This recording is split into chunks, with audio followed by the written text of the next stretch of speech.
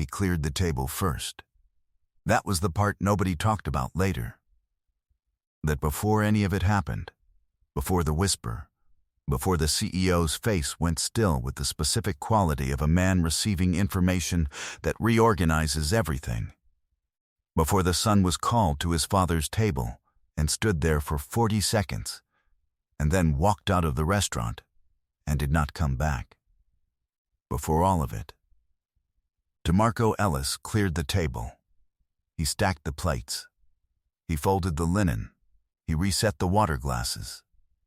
Because that was his job, and he was going to do his job correctly regardless of what else was happening. He was 26 years old, a busboy at Carver's on Michigan Avenue, one of Chicago's most celebrated fine dining establishments, wait tablecloths, $180 tasting menus, a sommelier who had been written up in 3 national publications. DeMarco had been working the floor at Carver's for 2 years. He knew every table, every regular, every server's rhythm.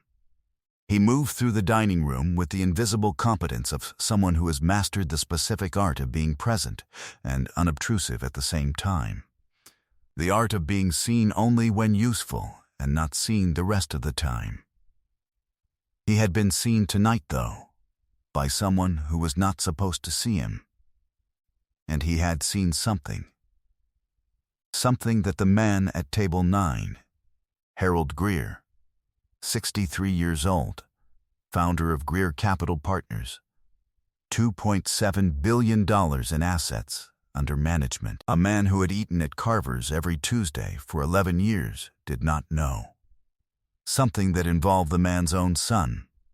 Something that DeMarco had spent 45 minutes deciding what to do with.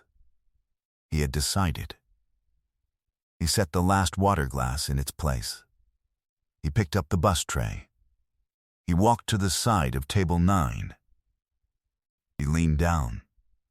He said 9 words. What those 9 words were, why they were enough, and what they meant is what this story is actually about. Go back 2 years. DeMarco Ellis arrived at Carver's the way he arrived everywhere he had worked since he was 19, early, prepared, and carrying the specific motivation of someone who understands that the position they are in is not the position they intend to stay in, and that the gap between the two is bridged by the quality of work done in the interim. He had grown up in Inglewood. His mother, Veronica, worked as a medical coder for a hospital system and had raised DeMarco and his younger sister largely on her own after his father left when DeMarco was 8. She was not bitter, and she did not permit bitterness in her children. She had told DeMarco more than once that bitterness was a form of attention directed at the wrong thing, and that the right thing to pay attention to was the path forward, not the people who had made the path harder. He had carried this. He had worked since he was 16. Grocery store first, then a warehouse job, then 3 years at a mid-range restaurant in the Loop that had taught him the mechanics of hospitality service and given him the recommendation that got him the interview at Carver's. He was enrolled part-time at DePaul in a business program that he had started at 23, working toward a degree he was taking 4.5 years to complete, because the 4.5 years was the schedule that allowed him to pay for it without debt. He did not talk about the degree at work, not because he was ashamed of it. He was proud of it, with the particular pride of someone paying for something difficult out of current income rather than borrowed money. He didn't talk about it because he had learned, in service work, that certain information about yourself created friction with people who had decided, based on your position, who you were. He was the busboy. That was the position. The busboy, who was also a part-time business student, was a more complicated sentence than most people in the restaurant were interested in reading. He did his job. He did it exceptionally. He watched everything. The thing about working the floor of a fine dining restaurant, DeMarco had learned across 2 years at Carver's, was that invisibility was occupational. The people at the tables were not watching the busboy, because the busboy was not the experience, The food was the experience. The wine was the experience. The conversation was the experience. The busboy was the infrastructure. And infrastructure, by design, went unnoticed. This meant that he heard things. He did not seek them out. He was not listening at keyholes or angling for position near tables where important people sat. He was doing his job, removing plates, refreshing water, straightening settings, and the people at the tables, having determined that he was invisible, spoke as though he were. He had heard a great many things in 2 years. Most of them he had heard and released. The way you release a thought that is not yours to carry. Marital problems, business disputes, family arguments conducted in the hushed tones that people use when they want to fight, without being seen fighting. None of it was his. None of it was actionable. None of it required him to do anything other than complete his task and move on. What he heard at table 14 on the Tuesday night that changed everything was different. The night had started like any other Tuesday. Harold Greer arrived at 7:15, as he did every Tuesday, and was seated at table 9, his table, the one that had been his for 11 years, that the floor manager had standing instructions to hold regardless of reservation pressure.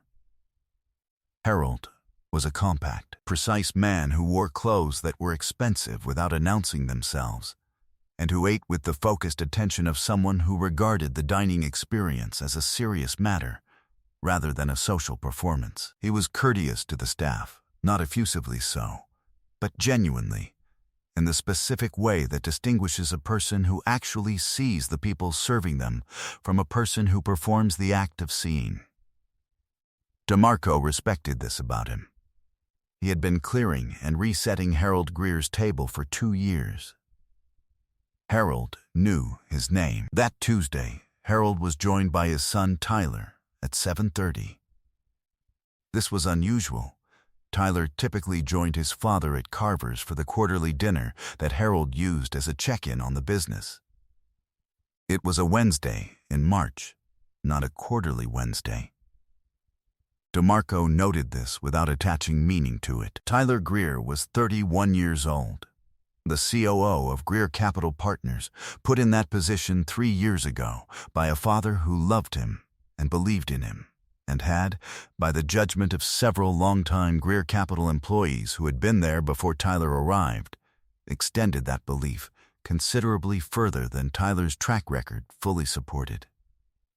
He was charming in the way that certain people are charming, socially fluent, easy to be around, skilled at adjusting his manner to match his company. He was also, in the judgment of the same employees, skilled at something else, at taking credit for work that originated elsewhere and routing blame for failures in the same direction. DeMarco did not know any of this when Tyler sat down at table 9. He knew Tyler from the quarterly dinners, knew his usual order, knew he tipped adequately but not generously, knew he had the habit of talking to his father while maintaining a separate, lower-intensity conversation with his phone that Harold appeared not to notice. What DeMarco did not know when Tyler arrived that Tuesday, Tyler had been at table 14 40 minutes earlier. At table 14 with a woman named Cara Reyes, who was Greer Capital's Director of Quantitative Research, and who was, based on the conversation that DeMarco had been proximate to while clearing the adjacent table, in a state of considerable distress about something specific and professional. He had not been eavesdropping. He had been doing his job, clearing plates from table 13, resetting the covers, collecting the glassware.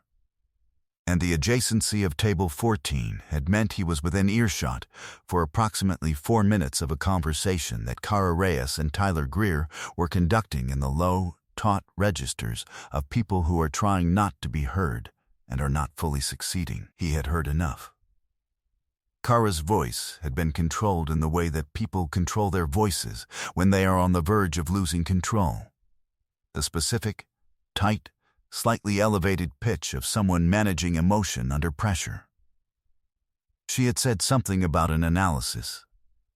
She had said something about it having been changed after she submitted it. She had said, in a sentence that DeMarco caught clearly and completely because she had not been controlling her volume at that moment, "If this goes the way you're saying it's going to go, it lands on me, and we both know I didn't make that decision."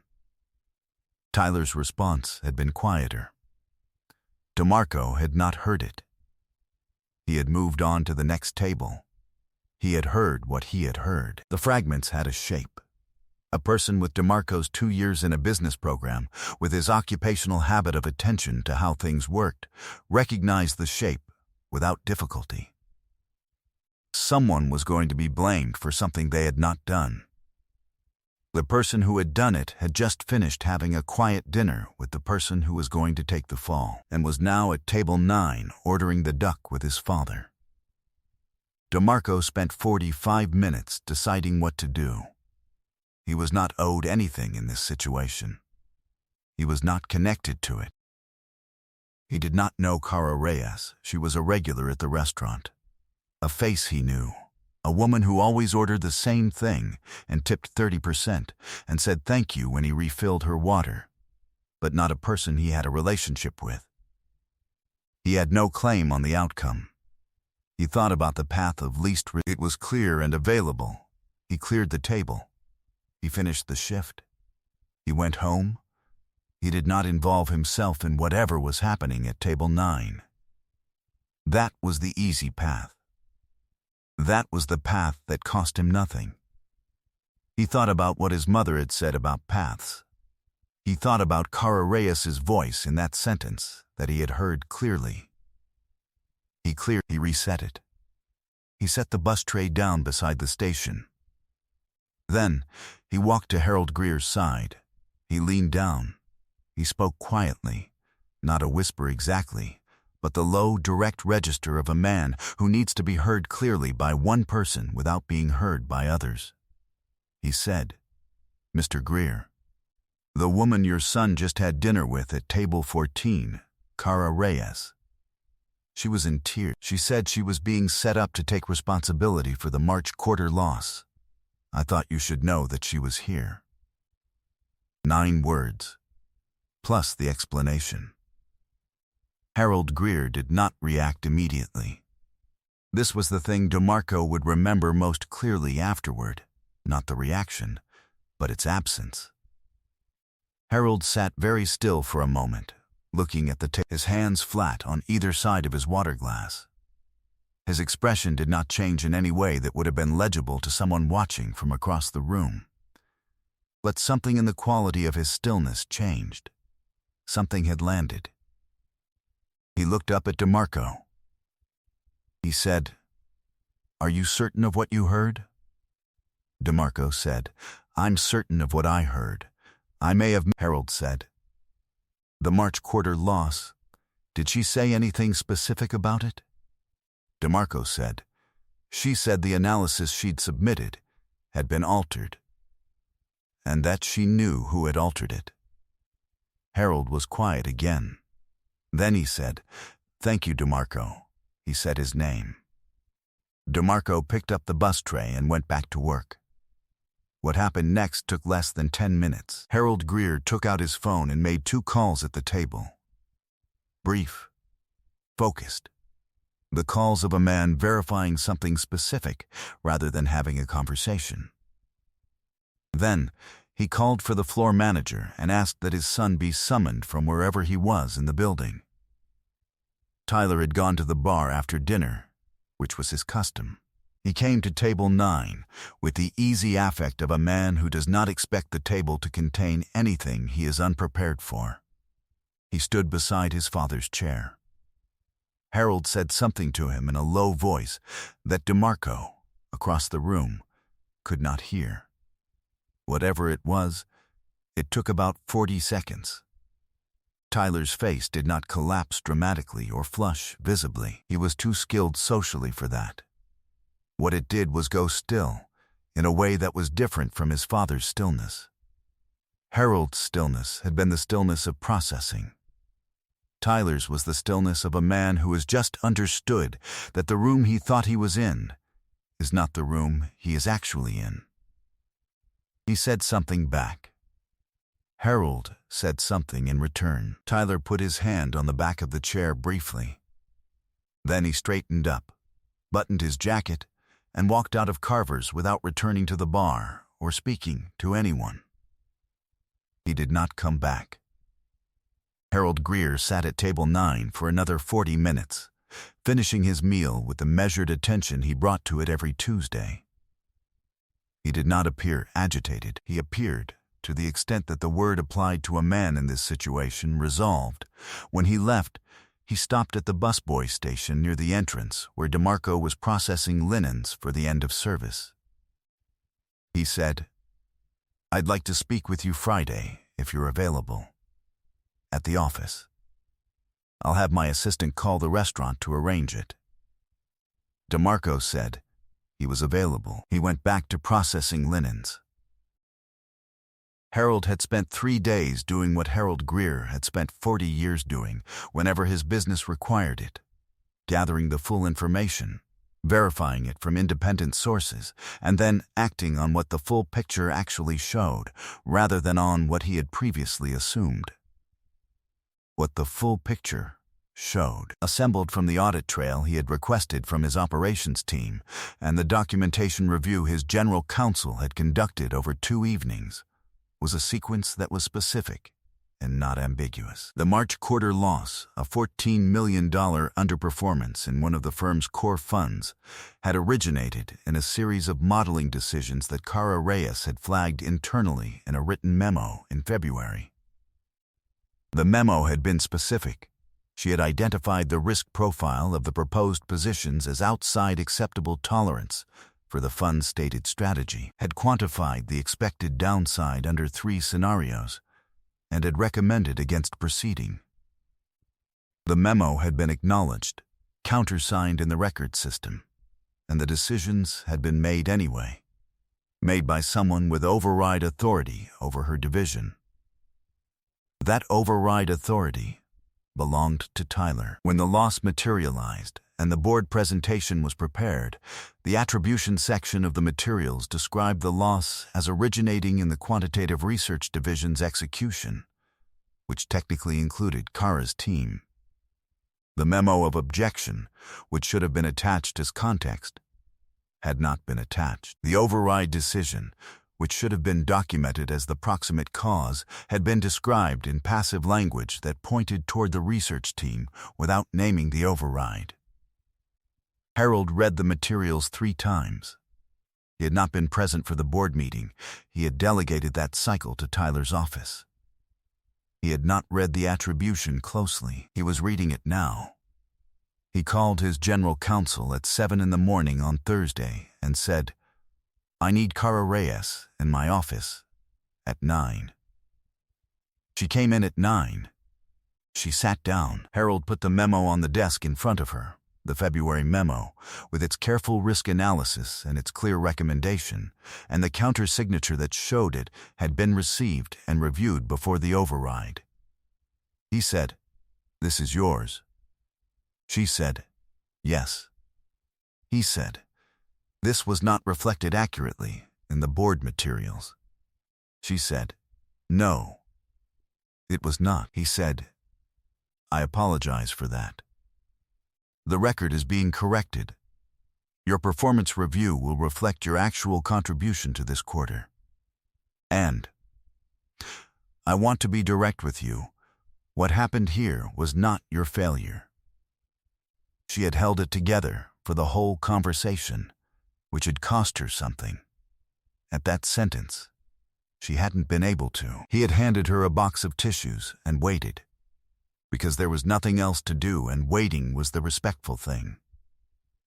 When she was ready, he said, "You have my word that this doesn't happen again." She believed him. She had worked for Harold Greer for 7 years and had always believed that he meant what he said. What she had not known, until this week, was whether what he said and what he knew were always aligned. They had not always been. They were now. At the Friday meeting, Harold told DeMarco what he could tell him, the shape without the proprietary detail, and then asked what DeMarco wanted. DeMarco said, "I want to finish my degree." Harold said, "Tell me about the degree." DeMarco did. He told Harold about DePaul, about the business program, about the schedule he was on and why, about where he thought he wanted to go with it. Harold listened the way he had, in DeMarco's observation, always listened, with the full attention of someone who regards the information coming toward him as worth the effort of receiving completely. When DeMarco finished, Harold said, "The firm has an education sponsorship program for employees at all levels. It covers tuition and has a mentorship component. I'd like to offer it to you, if you're interested, on the condition that you'll consider a position at the firm when you complete the degree." DeMarco was quiet for a moment. He said, "I'd want to earn it." Harold said, "That's the condition. You earn it. We give you the foundation to earn it on." DeMarco said yes. He finished the degree 14 months later. He joined Greer Capital Partners as a junior analyst in the operations division. 3 years after that, he was promoted to associate. Cara Reyes was still at the firm. She and DeMarco did not know each other well. They were in different divisions, at different levels, separated by a decade of experience. But they had met once at a firm-wide event in the spring following the Tuesday that had changed both their trajectories, and she had said to him, simply, "I know what you did. Thank you." He had said it was nothing. She had said, it wasn't nothing. He did not argue, because she was right.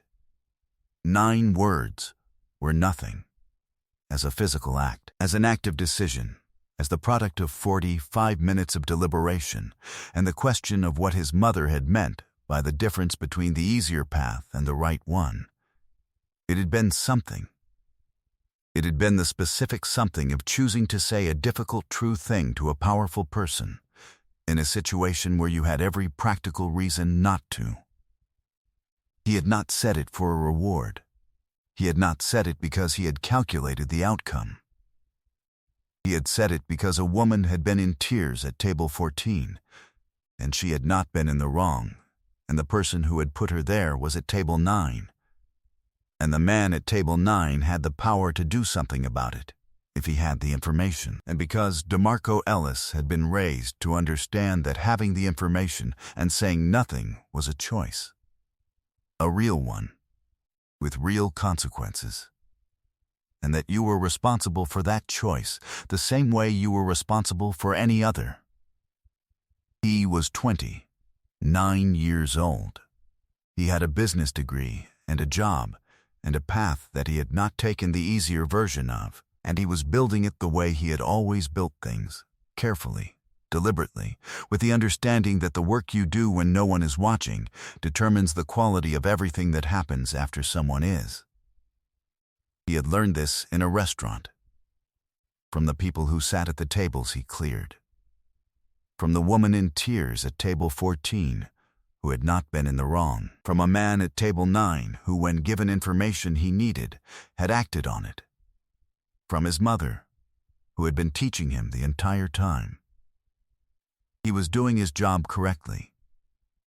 He always did.